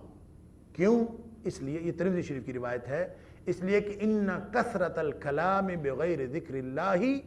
قسوۃ للقلب. اس لیے کہ جو گپیں ماری جاتی ہیں نا جس میں اللہ کا ذکر نہیں ہوتا، یہ دلوں کی سختی کا باعث ہے. اور ان ابعد الناس من اللہ، اللہ اکبر، سب سے زیادہ جو لوگوں میں سے اللہ سے دور ہے نا، ابعد دو معنوں میں استعمال ہوتا ہے. ایک تو دوری ہوتی ہے،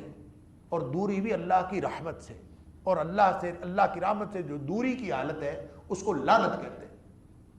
ان ابعد الناس من اللہ، لوگوں سے جو سب سے زیادہ دور ہوتا ہے، القلب القاسی، وہ دل ہوتا ہے جو دل سخت ہو جائے. اب اندازہ فرمائیے کہ ہمارے ساتھ ہو کیا رہا ہے. ہم چھوٹی چھوٹی باتوں میں، چھوٹی چھوٹی نافرمانیوں میں الجھ کر ہم اللہ سے کتنا دور ہو رہے ہیں، اللہ کی لعنت کا شکار ہو رہے ہیں کہ ہمارے دل سخت ہو رہے ہیں. اگر ہمارے دل سخت ہو رہے ہیں تو اس کا مطلب اللہ کی رحمت سے دور ہو رہے ہیں، اور اللہ کی رحمت سے دوری کا نام لعنت ہے. اور اگر ہم اللہ کی رحمت سے ہی دور ہو گئے اور اپنے دلوں کی سختی کی وجہ سے، اور دلوں کی سختی ہماری چھوٹی چھوٹی نافرمانیوں کی وجہ سے ہے، تو پیچھے رہ کیا گیا؟ پتھر بہتر ہے ہم سے، جو اپنا کام کر رہا ہے، جو اپنا وظیفہ وجود ادا کر رہا ہے، اور انسان جو اپنا وظیفہ وجود ادا نہیں کر رہا، وہ اس سے بہتر کیسے ہو سکتا ہے؟ اسی لیے آپ وہاں دیکھیں نا، جہاں فرمایا کہ اللہ تعالیٰ نے لَهُمْ أَعْيُنٌ لَا يُبْصِرُونَ بِهَا وَلَهُمْ قُلُوبٌ لَا يَفْقَهُونَ بِهَا وَلَهُمْ آیُن لا یبصرون بہا وَلَهُمْ اُذُنٌ لَا يَسْمَعُونَ بِهَا، کان ہیں ان سے سنتے نہیں، آنکھیں ہیں ان سے دیکھتے نہیں، دل ہیں ان سے سمجھتے نہیں. یعنی جو کچھ اللہ نے جس کام کے لیے دیا تھا وہ تو کر ہی نہیں رہے. تو اللہ تعالیٰ فرماتا ہے اولئک کالانعام بل هم اضل. یہاں فرمایا کہ او اشد قسوہ، پتھروں سے بھی زیادہ. وہاں فرمایا اولئک کالانعام، وہ مویشیوں کی طرح ہے، چوپایوں کی طرح، حیوانات کی طرح ہے.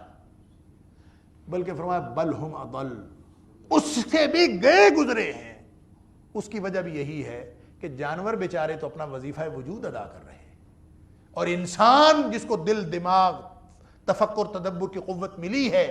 اس کو سب کچھ ملا ہے، عقل و فہم عطا ہوا ہے، لیکن یہ اس سے کام نہیں لے رہا، تو اس کا مطلب ہے یہ اپنا وظیفہ وجود، وظیفہ انسانیت ادا نہیں کر رہا. لہذا نہ یہ پتھروں جیسا ہو سکتا ہے، نہ یہ جانوروں جیسا ہو سکتا ہے، مویشیوں حیوانات جیسا ہو سکتا ہے. پتھر بھی اس سے بہتر ہیں اور حیوانات بھی اس سے بہتر ہیں. یہ اشرف المخلوقات جس کو اللہ نے اتنی فضیلت عطا کی تھی کہ وَلَقَدْ كَرَّمْنَا بَنِي آدم، یہ جو احسن تقویم ہے نا، یہ پھر اسفل السافلین ہونے میں بس اتنا ہی فرق ہے. جو اللہ کی فرما برداری میں آتا ہے وہ احسن تقویم ہے، کرمنا بنی آدم ہے، اشرف المخلوق ہے. اب یہی، اور جو نہیں اللہ کی نافرمانی، اللہ کی فرما برداری میں نہیں آتا، اللہ کی نافرمانی میں جاتا ہے، تو وہ ظاہر ہے قعر مذلت میں گرتا ہے اور وہ پھر اسفل السافلین ہو جاتا ہے. یہی فرق ہے، اور یہی فرق ہوا بنی اسرائیل کی قوم میں کہ انی فضلتکم علی العالمین. یاد ہے نا کہ سارے جہانوں پر فضیلت دی تھی. اب حالت یہ ہے کہ اللہ تعالیٰ فرما رہے ہیں کہ وہ ان کے پتھر دل ہیں، اور یہ پتھر دل لوگ ایسے ہیں کہ پتھر بھی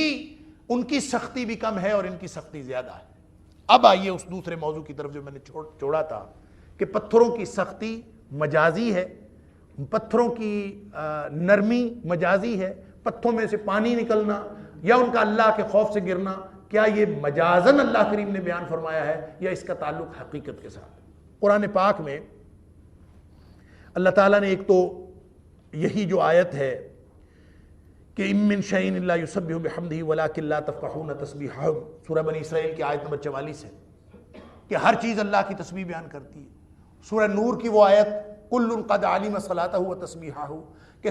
ہر وجود جو ہے وہ نمازیں پڑھتا ہے اور تسبیح بیان کرتا ہے. اس کا مطلب یہ ہے کہ کچھ نہ کچھ حس، کچھ نہ کچھ ادراک اللہ تعالیٰ نے ہر چیز کے اندر رکھا،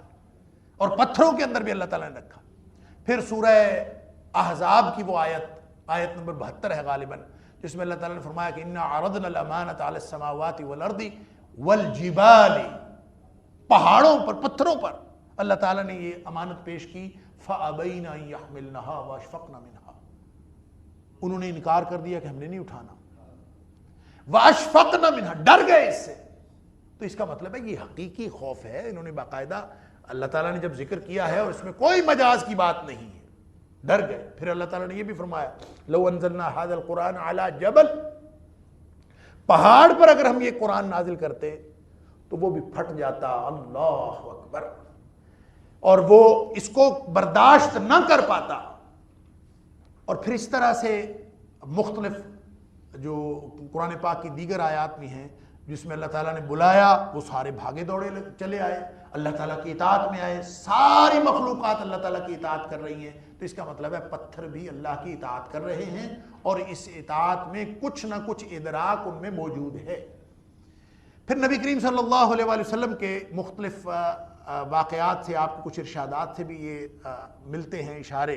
کہ پتھروں کے اندر بھی اللہ نے کوئی نہ کوئی شعور کی، کوئی نہ کوئی ایسی سطح رکھی ہے، کوئی ادراک کی سطح ہے، اور وہ حقیقی سطح. مثال کے طور پر نبی کریم صلی اللہ علیہ وآلہ وسلم نے فرمایا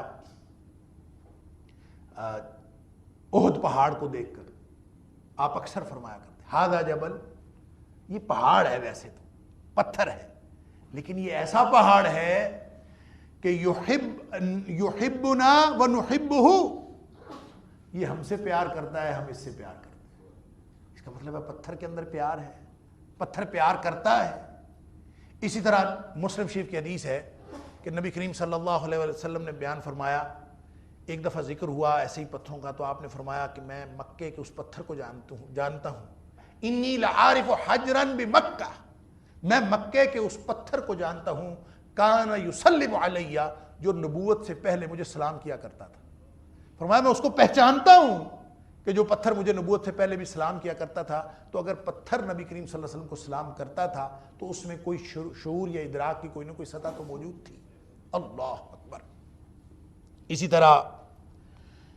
وہ جو واقعہ ہے نبی کریم صلی اللہ علیہ وآلہ وسلم نے وہ کھجور کا تنا جو تھا جس کے ساتھ نبی کریم صلی اللہ علیہ وآلہ وسلم اس کو ٹیک لگا کے آپ خطاب فرمایا کرتے تھے، بعد میں ممبر بن گیا، آپ الگ ہو گئے، تو وہ پھوٹ پھوٹ کے رویا تھا نا، بچوں کی طرح بلک بلک کے رویا تھا۔ تو اس کا مطلب ہے ان چیزوں کے اندر احساس تو موجود ہے۔ اور وہ جو نبی کریم صلی اللہ علیہ وآلہ وسلم نے فرمایا کہ یہ جو حجر اسود ہے، پتھر ہے نا، لیکن آپ نے فرمایا جو جا کے اس کو استلام کرتا ہے نا حجر اسود کو، یعنی اس کو اللہ تعالیٰ نے ایسا کوئی کہہ لیجئے گناہ چوس پتھر بنایا ہے، جو اس کے سامنے جاتا ہے اس کو استلام کرتا ہے، یہ لوگوں کے گناہ چوس لیتا ہے۔ نبی کریم صلی اللہ علیہ وسلم نے فرمایا تھا یہ ابیض، جب جنت سے آیا تھا تو یہ سفید تھا، لوگوں کے گناہ چوس چوس کر سیاہ ہو گیا ہے، یعنی وہ اس کے اندر وہ اپنے اندر ایبزارب کر لیتا ہے۔ فرمایا قیامت کے دن اللہ تعالیٰ اس کو 2 آنکھیں دے گا، اور یہ قیامت کے دن ان لوگوں کو پہچان لے گا جن لوگوں نے اس کے سامنے آ کے استلام کیا ہوگا، اور ان کو پہچانے گا اور پھر ان کی سفارش کرے گا۔ تو اس کا مطلب ہے اللہ تعالیٰ ان پتھروں کے اندر کب ادراک پیدا کر دے، کیسے ادراک پیدا کر دے۔ لہذا اللہ کے اس کلام کو مجازی سمجھنا، ہمارے پاس کوئی دلیل نہیں ہے اس بات کی کہ ہم اس کو مجازی سمجھیں۔ جب اللہ کریم نے اس کو مجاز یا حقیقت کی بات نہیں فرمائی اور اس کو مجازی ہونے کا ہمارے پاس کوئی اشارہ نہیں ہے، تو پھر ہم اس کو حقیقت ہی سمجھیں گے کہ اللہ تعالیٰ جب فرماتا ہے اور عملاً ایسا ہوتا ہے کہ پتھر گرتے ہیں، لہٰذا سمجھنا یہ چاہیے کہ جب پتھر گر رہے ہوتے ہیں نا پہاڑوں کے اوپر سے، تو وہ اللہ کے خوف سے گر رہے ہیں۔ لما یہبط من خشیت اللہ، وہ اللہ کے خوف سے گر رہے ہیں۔ اللہ اکبر۔ وما اللہ بغافل عما تعملون، ایسے نہیں دل سخت ہو جاتے، تمہارا خیال ہے تمہارے کرتوتوں کا اللہ کو علم ہی نہیں۔ وما اللہ بغافل، اللہ غافل نہیں ہے عما تعملون، جو تم عمل کرتے ہو اس سے اللہ غافل نہیں ہے، وہ تو لکھا جا رہا ہے، ہر چیز لکھی جا رہی ہے۔ وما یلفظ من قول الا لدیہ رقیب عتید، کہ کوئی بھی لفظ زبان سے نکلتا بعد میں ہے، لکھنے والا پہلے تیار بیٹھا ہے، ہر حرکت نوٹ ہو رہی ہے، ہر چیز لکھی جا رہی ہے۔ تو یہ کیسے ہو سکتا ہے کہ اس کا پھر جب اتنا پرسائزڈ سسٹم اللہ تعالیٰ نے دیا ہے، تو یہ کیسے ممکن ہے کہ اس پرسائزڈ سسٹم کا اثر ہماری زندگیوں پر اسی تناسب سے نہ ہو رہا ہو؟ لہٰذا ہمارے دل پر بھی اثر ہو رہا ہے، ہماری زندگیوں پر بھی اثر ہو رہا ہے، اور پوری زندگی کے اندر جو کچھ بھی ہوا ہے اور جو بھی ہم اپنی انفرادی سطح سے لے کر اجتماعی سطح تک جو بھی فساد دیکھتے ہیں، جو بھی بگاڑ دیکھتے ہیں، ان تمام کے تمام بگاڑ کا اور اس سارے کے ساری اپنی خرابیوں کا ذمہ دار ہمارے اپنے اعمال ہیں، اپنے عملوں کی وجہ سے۔ وما اصابکم من مصیبت فبما کسبت ایدیکم، تم جتنی بھی مصیبتوں میں پڑے ہو، جو جو کچھ تمہیں پہنچتا ہے، فبما کسبت ایدیکم، یہ سارا کا سارا تمہارے اپنے ہاتھوں کا کیا ہے۔ وما اللہ بغافل عما تعملون، جو کچھ کر رہے ہو اللہ کو معلوم نہیں ہے؟ کیا سمجھتے ہو تم تنہائی میں کر رہے ہو؟ اور اللہ تعالیٰ معاف فرمائے، آج کل تو یہ تنہائی کے گناہوں کا اتنا زیادہ امکان ہے اور اتنے زیادہ مواقع ہیں، جیسے جیسے دنیا آگے بڑھ رہی ہے، میں سمجھتا ہوں کہ شیطان کا جو جال ہے وہ زیادہ وسیع ہوتا جا رہا ہے۔ سب ہم اس طرح سے جکڑے ہوئے ہیں کہ اب دیکھیں نا، ایک کلک پہ دنیا کی ہر نیکی آپ کے سامنے آ سکتی ہے، دنیا کی ہر برائی آپ کے سامنے آ سکتی ہے، ہر چیز، اور سوائے آپ کے اور اللہ کے کوئی دیکھنے والا نہیں۔ بلکہ اب تو بتایا جا رہا ہے کہ یہ سارا کا سارا ڈیٹا جو ہے پوری دنیا میں جو سیکیورٹی کی صورتحال ہے، بتایا جا رہا ہے کہ یہ سارا کا سارا ڈیٹا محفوظ ہو جاتا ہے۔ آپ جو کچھ بھی انٹرنیٹ پہ کر رہے ہیں، کسی بھی ویب سائٹ پہ جا کر رہے ہیں، وہ سارا کچھ محفوظ ہو جاتا ہے۔ تھوڑی دیر تصور کیجئے، اگر یہ سارا ڈیٹا جو کچھ ہم کر رہے ہیں اپنی تنہائیوں میں، اپنی خلوتوں میں، یہ سارا ڈیٹا جو ہے یہ اگر پبلک کر دیا جائے، لوگوں کو بتا دیا جائے کہ فلاں حضرت صاحب اپنی خلوتوں میں کیا کرتے ہیں، اللہ اکبر، تو اس میں کتنی رسوائی ہے۔ اور اس رسوائی کا اندازہ کیجئے جس کے بارے میں اللہ تعالیٰ نے فرمایا وَإِذَا الصُّحُفُ نُشِرَتْ، جب صحیفے جو ہیں، جب کھاتے جو ہیں وہ عالمی نشریاتی رابطے پر نشر کیے جائیں، ساری دنیا کے سامنے پھیلا دیے جائیں،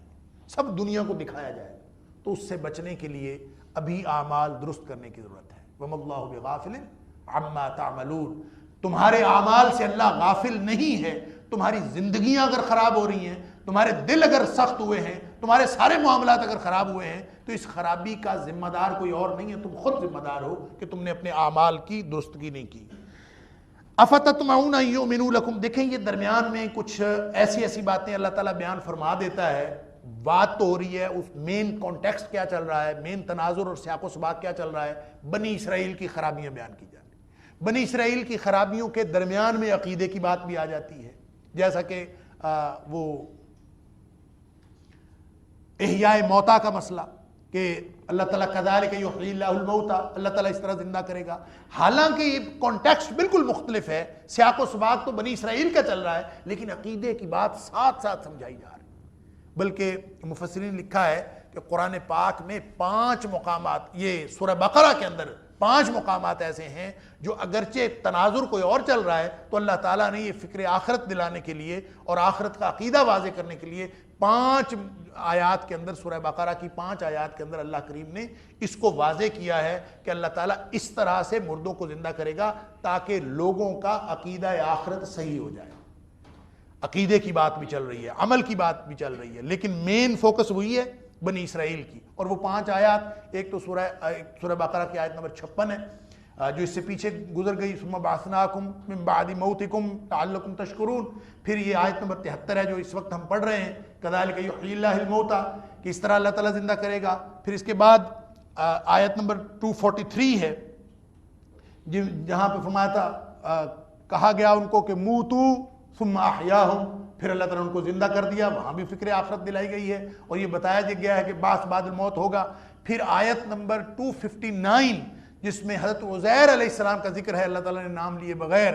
کالذی مر علی قریۃ وہی خاویۃ علی عروشہا، کہ وہ جس نے ایک کھنڈر بستی دیکھی تھی اور ذہن سے، اس زبان سے سوال نکلا تھا، انا یحیی ہذہ اللہ بعد موتہا، اس کو جو بستی ختم ہوئی پڑی ہے اس کو اللہ تعالیٰ دوبارہ کیسے زندہ کرے گا۔ اور اسی طرح وہ جو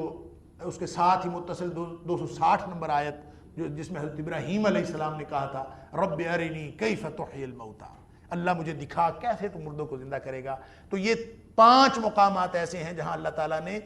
بات تو بنی اسرائیل کی ہے، بات تو بالکل کانٹیکسٹ دوسرا ہے، لیکن عقیدے کی بات بھی ساتھ بتائی جا رہی ہے اور ساتھ ہی ساتھ عمل کی بات بھی بتائی جا رہی ہے، ہمیں بھی تنبیہ کی جا رہی ہے کہ وَمَا اللَّهُ بِغَافِلٍ عَمَّا تَعْمَلُونَ، لیکن فوراً کلام کا وہ سیاق، کلام کا وہ جو اسلوب چل رہا ہے، وہ جو مین مضمون چل رہا ہے، فوراً اس کی طرف پھر واپس، اَفَتَطْمَعُونَ أَن يُؤْمِنُوا لَكُمْ، کیا تم طمع رکھتے ہو، لالچ رکھتے ہو، ان یؤمنوا لکم، کہ یہ لوگ تم پر ایمان لے آئیں گے، یعنی جن کا یہ کردار ہے، جن کی تاریخ یہ ہے، جن کا ٹریک ریکارڈ یہ ہے، افتطمعون، کیا تم یہ لالچ رکھتے ہو، تمہیں اس بات کا ابھی بھی تمہیں توقع ہے اور امید ہے ان سے، ان یؤمنوا لکم، کہ یہ لوگ تمہارے ساتھ ایمان لے آئیں گے، وقد کان فریق منہم، اور جب کہ حقیقت یہ ہے کہ ان میں سے ایک فریق تو ایسا تھا، یسمعون کلام اللہ، خود انہوں نے اللہ کا کلام سنا اپنے کانوں سے، ثم یحرفونہ، لیکن اس کو بدل ڈالتے تھے، اس میں تحریف کر دیتے، اللہ کا کلام سن کے اس کو بدل ڈالتے تھے، من بعد ما عقلوہ، اس لیے نہیں اس کو بدل ڈالتے تھے کہ سمجھ نہیں آتی تھی، یا کسی کو اپنی سہل بنانے کے لیے، آسان بنانے کے لیے اس کو بدل ڈالتے تھے، نہیں، من بعد ما عقلوہ، سمجھنے سوچنے کے باوجود، من بعد ما عقلوہ، اس کو سمجھ لیا ہوتا تھا انہوں نے، لیکن اس کے باوجود اس کو بدل ڈالتے تھے، وہم یعلمون، حالانکہ وہ جانتے ہوتے تھے کہ یہ سچ ہے، یعنی جانتے بوجھتے ہوئے۔ اب یہ یعنی مدینہ میں جو یہودی تھے، دیکھیں ایک تو وہ مشرک ہے نا، جنہوں نے مکہ کے اندر بھی اسلام کی مخالفت کی، اوس اور خزرج کے بھی بیشتر لوگ جو تھے ان کے سارے قبائل وہ مشرکین میں سے تھے، اور یہ مشرک یوں سمجھا جاتا ہے کہ یہ تو اللہ کے دین سے بہت ہی دور ہے، اور ظاہر ہے کہ ان سے زیادہ توقع نہیں کی جا سکتی تھی کہ یہ اسلام جلدی قبول کر لیں گے. اس کے مقابلے میں جو اہل کتاب تھے بنیادی طور پر ان کے ہاں توحید کا تصور موجود تھا. تحریف کی وجہ سے، اللہ کے کلام کو بدل ڈالنے کی وجہ سے، اور اپنے ذاتی عقائد اس میں داخل کر دینے کی وجہ سے، اور مختلف جو غیر اسلامی یا جو غیر شرعی چیزیں اس کے اندر داخل کر دینے کی وجہ سے ان کے پورے دین کی شکل بدل گئی تھی. نہ یہودیت وہ یہودیت رہی تھی جو پہلے تھی، نہ عیسائیت وہ عیسائیت رہی تھی جو عیسیٰ علیہ السلام لے کے آئے تھے.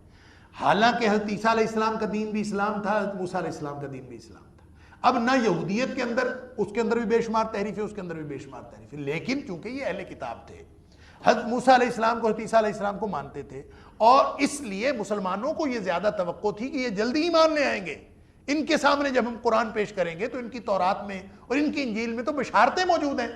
نبی کریم صلی اللہ علیہ وسلم کی صفات کا تذکرہ ہے، لیکن یہ بدبخت وہ ساری آیتیں بدل ڈالتے تھے، ان کو چھپا لیتے تھے، اور وہ ساری آیتیں اس لیے بدلتے تھے کہ تاکہ ان کو نبی کریم صلی اللہ علیہ وسلم پر ایمان نہ لانا پڑے.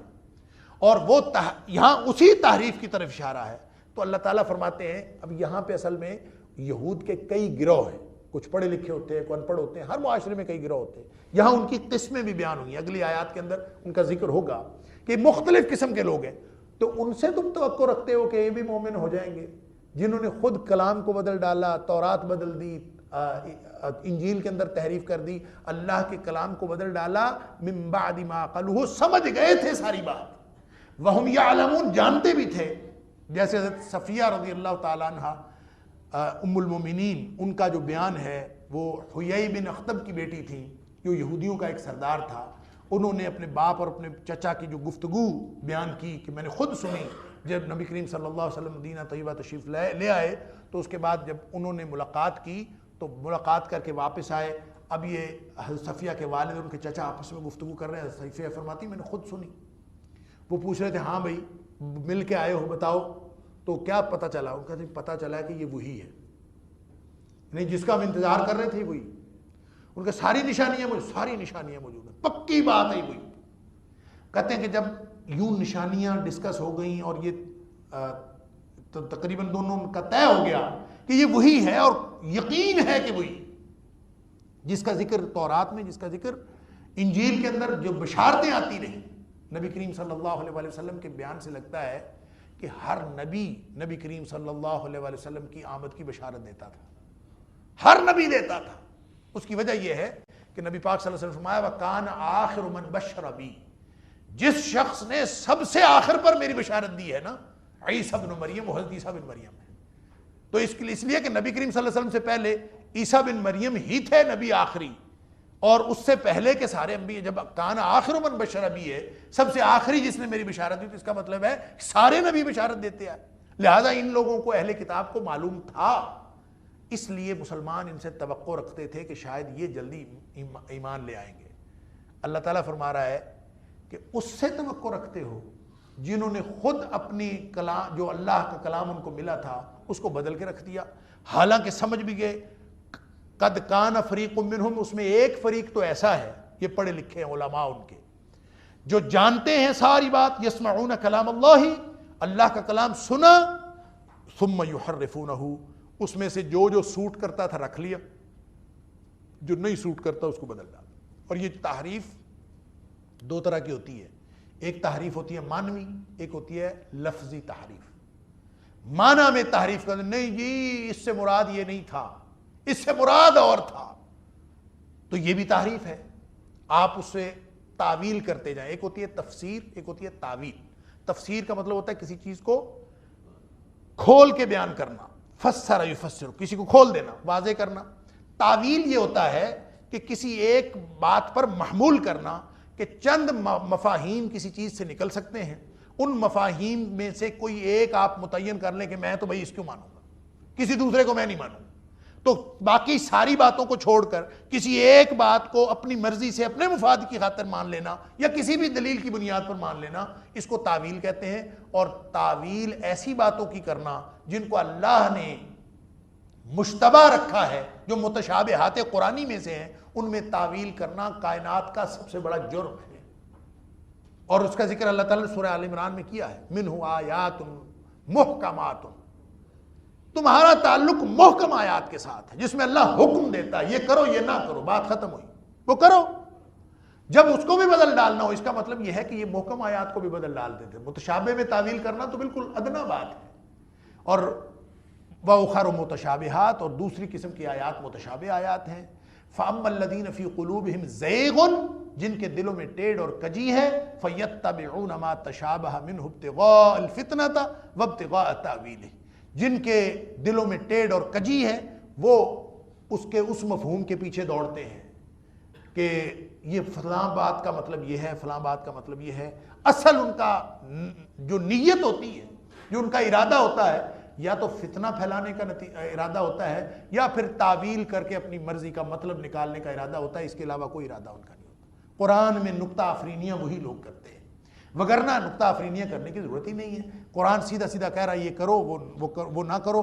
مانوی تحریف وہ کرتے ہیں جو تعویل کی بنیاد پر کرتے ہیں، اور جو لفظی تحریف کرتے ہیں وہ قرآن کے الفاظ کو بدل دیتے ہیں۔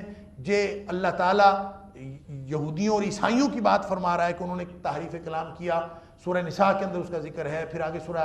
سورہ مائدہ کے اندر بہت تفصیل کے ساتھ ذکر ہے ان کی تعریف کلام کا۔ یعنی کبھی وہ چھپا لیتے تھے آیات کو، کبھی وہ معنی بدل دیتے تھے، کبھی یہ سارے کے سارے تحریف کی مختلف صورتیں ہیں جو اللہ تعالیٰ کی لعنت کا باعث ہیں۔ بتایا یہ جا رہا ہے کہ اگر بنی اسرائیل کے اندر یہ خرابیاں آئیں اور ان کو وہ پستیوں اور گہرائیوں کی طرف لے گئیں اور وہ لوگ راندہ درگاہ قرار پا گئے، تو اس کا مطلب یہ ہے کہ اگر امت مسلمہ بھی ان حرکتوں کو نہیں چھوڑے گی تو ان کا انجام بھی وہی ہوگا۔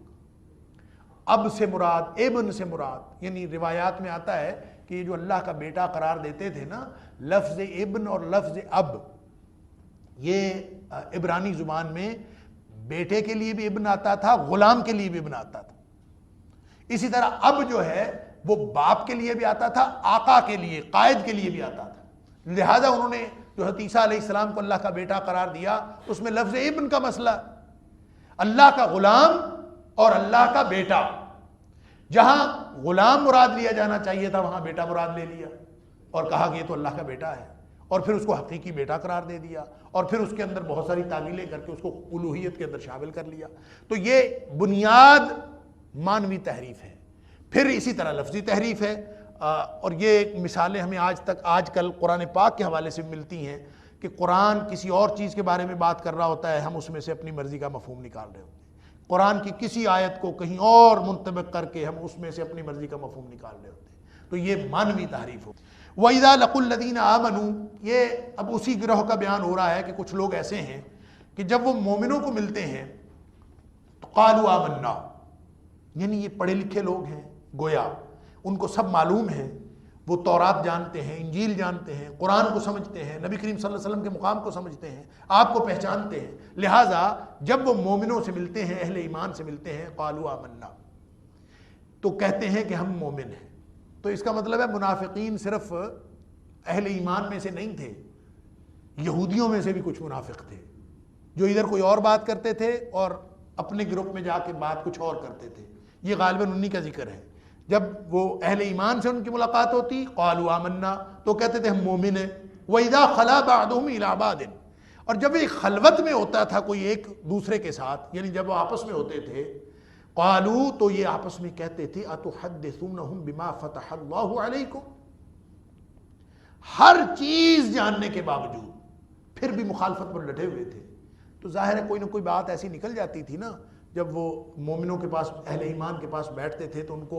ایسی بات زبان سے نکل جاتی تھی، ہاں اس کی بشارتیں موجود ہیں، ہاں یہ وہی ہیں نبی کریم صلی اللہ علیہ وسلم جن کے ہاتھ پر اللہ تعالیٰ فتح عطا فرمائے گا، جن کے ہاتھ پر اللہ تعالیٰ اہل ایمان کو ایک علو اور بلندی عطا فرمائے گا، یعنی فتح عطا فرمائے گا۔ یہ ساری چیزیں کبھی ان کے زبان سے نکل جاتی تھی، پھر جب آپس میں بیٹھتے تھے تو پھر وہ ایک دوسرے کو کوسنے دیتے تھے۔ اتحدثونہم، کیا تم جا کے وہ باتیں کیوں کرتے ہو وہاں، بما فتح اللہ علیکم، جو اللہ نے تمہارے اوپر کھول رکھی ہیں، تمہیں جو اللہ نے بتا رکھی ہیں باتیں تورات کے ذریعے سے یا انجیل کے ذریعے سے، وہ باتیں ان کے پاس جا کے کیوں کرتے ہو؟ لیحاجوکم بہ عند ربکم، اس لیے کرتے ہو کہ یہ تمہارے خلاف دلیل کے طور پر پیش کریں گے قیامت کے دن اللہ کے سامنے کہ دیکھیں یہ انہوں نے ہمارے سامنے کہا تھا کہ نبی کریم صلی اللہ علیہ وسلم سچے ہیں، تو تو یہ باتیں نہ کیا کرو. وہ جو نکل جاتی تھی اس پر بھی آپس میں لڑتے تھے کہ یہ اللہ کے ہاں ہمارے خلاف حجت بنے گی، اس لیے اس کو یہ نہ بتایا کرو. افلا تعقلون، کیا تم عقل نہیں کرتے؟ یعنی ایک دوسرے کو وہ کہہ رہے ہوتے تھے کچھ عقل کی بات کرو، یہ ذکر وہاں نہ کیا کرو. یہ ان منافقین یہود کا تذکرہ ہے. اللہ تعالیٰ مجھے اور آپ کو قرآن سمجھنے اور عمل کرنے کی توفیق عطا فرمائے. انشاءاللہ اللہ کی توفیق سے یہ بیان جاری رہے گا. وآخر دعوانا الحمدللہ رب العالمین.